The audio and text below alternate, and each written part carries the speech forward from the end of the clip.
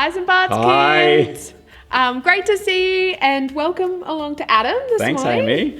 Amy. Today we're continuing to look in our series in the Gospel of Mark, looking at who Jesus is. And this week we're looking at an amazing account where God really clearly says that this is my son. And so I've got Adam along today to answer a few questions, particularly about the passage that we're looking at this week. I'm really excited. This is my first time on St. Bart's Kids this Sunday, so it's pretty special that I get to be here. Thanks, Amy. Yeah, no worries. Next time we'll get you a shirt. That will be very exciting.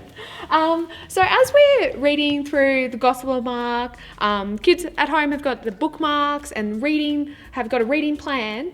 What has stood out for you the most as you've read through Mark?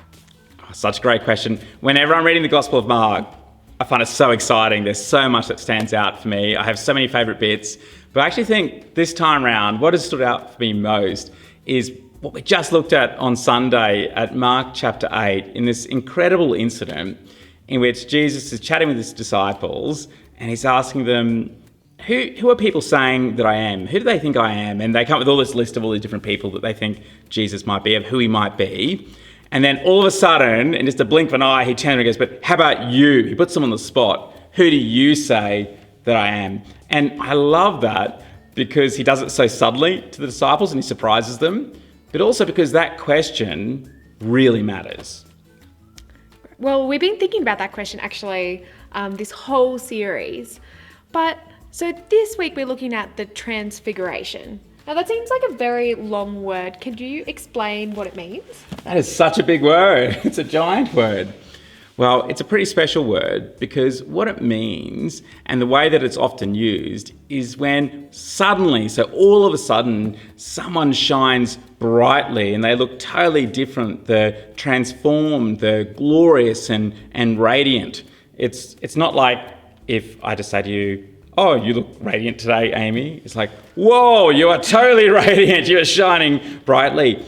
And in the Bible, in other examples of when people are transfigured, when their appearance changes like that, it's often a sign, a really important sign of God's presence and God's glory.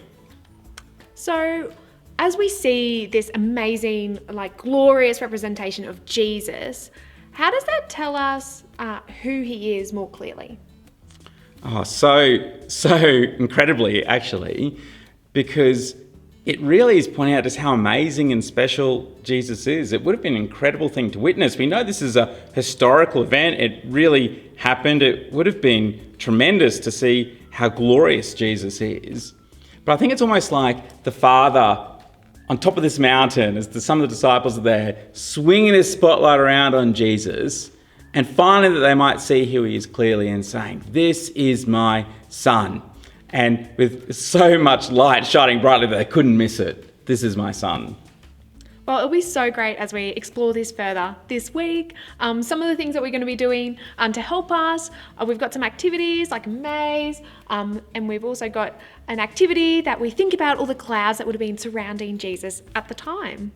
You might also want to continue reading through the Gospel of Mark and grab your pack of cards out and find the two that remind us of that Jesus is God's son and this whole account. So see if you can find one of the Transfiguration and Jesus being surrounded with God saying that this is my son who I love.